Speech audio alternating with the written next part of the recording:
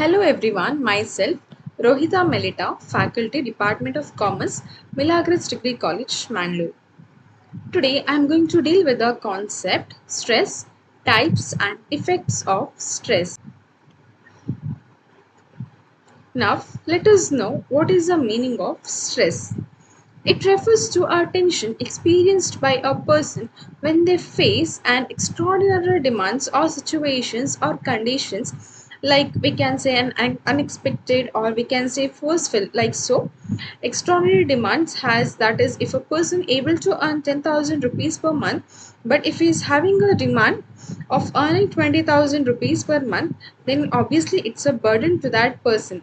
So that it is an extraordinary demand or extraordinary situations, like unexpected situations or the situation in which the person cannot survive those, and conditions too. So this is what is called as termed as a stress. Okay, so now okay, so now let us see what are the different types of stress. Mainly there are three types of stress.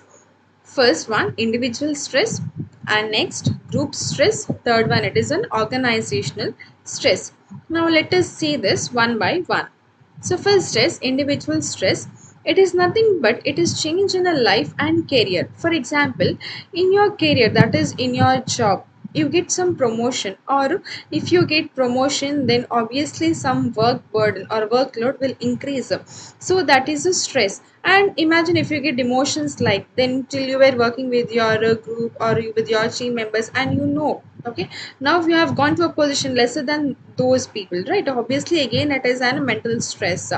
So even your body personality also affects, or the changes. Suppose suddenly we become very fat or suddenly we become very thin, then it is also a stress. Why I am becoming fat, I'm not properly eating, or what, or why I am becoming thin, or does I have any kinds of diseases. Okay, so this is also another type of stress, right? So the next one, it is role conflict. So it means invert, like introvert or extrovert, a feminist, like that. Okay, for example, if you are an introvert, then you will hide everything within yourself, right? You will not tell anything of out of your mind to anyone, right, out of your mouth. So every all those thoughts will be in your brain only. Okay, you will be stressed out, right?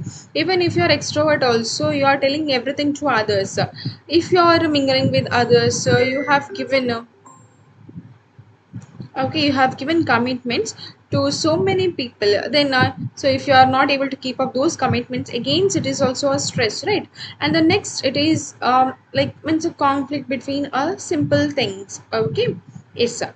So the next, group stress. It is nothing about, okay, so here it is a group of people getting stressed. It is stress which is caused due to the group in which you are working, or due to the group in which you are living. Okay, so first, lack of group coordination.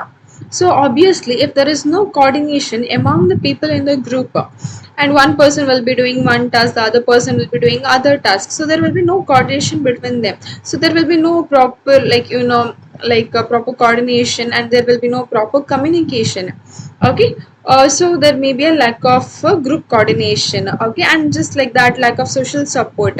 So means which you get from the society. Suppose it can be from your family or friends or relatives, it can be from the cousins, whoever. If they are not supporting you, and then obviously you will be under stressed. And next is a conflict among the group members. So here, if you are working in a group, okay, and there may be a conflict between the members, and you don't like one of them in you, and don't like the qualities or the behavior of that person. When the person is coming to you, feel like some uncomfortable. And also if you're the person is not behaving properly, and you will feel like the person is not behaving properly with me, and he's not giving me proper respect, and he's not giving me value. And if you're okay, so that is also things where you get stressed. Next is organization policies. So if the organization is very strict, okay, so suppose you want an emergency leave, then you must be able to get it, or if not all the time, at least a monthly once, or 2 months once must be given an emergency leave. If not, so then you will not feel like working in that company or organization, right? So if the company is very strict and the policies are not flexible, then what happens, so you will be, the employee will feel very stressed. And next is that organization structure. So organization structure should be very proper, and it should know if you are having any issues, if you are having any problems, you should know whom to ask, and where you need to clear that. You need to know where is a proper point to contact, to whom you have to ask your doubts, or to whom you have to report your issues. Then that is a like big stress situation, because you don't get answers to your doubts, you don't get answers to your issues, right? So that is called as an organization structure. Next to organization process.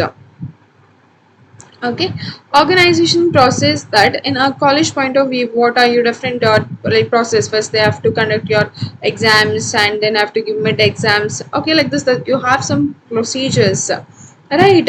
So conducting mid exam and giving the marks to mid exam process, that is also to be a fair question paper, has to be given fairly, right? And the correction should be done fairly. So okay, in the same situations, so in our company organizations also, there will be a certain process.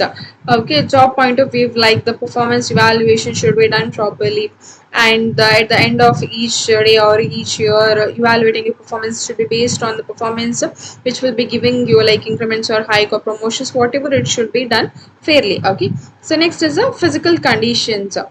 Physical conditions should be very good.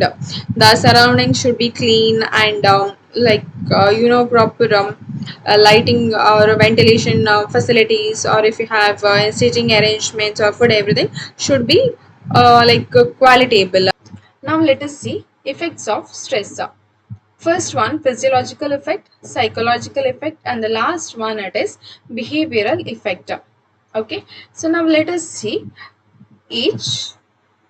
So first one is a physiological effect. Okay, so let us see first what is the meaning of physiological. It means a simple word you have to remember. It is physical. Okay, so when stress increases, your like human body will be disturbed. Okay, and how, let us see. So if your strength is to your stress is increasing, and if your body obviously will be getting some health problems, because those health problems, your body mechanism will be disturbed. So that health problems like a high blood pressure and increased heartbeat and headaches, so all those problems you will be getting. Okay, so from the stress. Next one is that psychological effects, so that may be like mental effects, you can say, or the mentally how will you be get disturbed, maybe through tensions, boredom, negative feelings, or job dissatisfaction. Next, last one is a behavioral effect. So through the stressor, by increasing your stressor, so your behavior changes, and you won't be able to give the higher performance. So your performance will be lowered in a working place, and high absenteeism. So if you are not satisfied, if you are feeling dissatisfaction and you are not comfortable with your work, so there may be lots of high absenteeism, and you will be addicted to alcohol or smoke, so that which helps you will be in a feel that so these things maybe help me to reduce my stress. So this is about the meaning of stress, types and effects of stress. Thank you.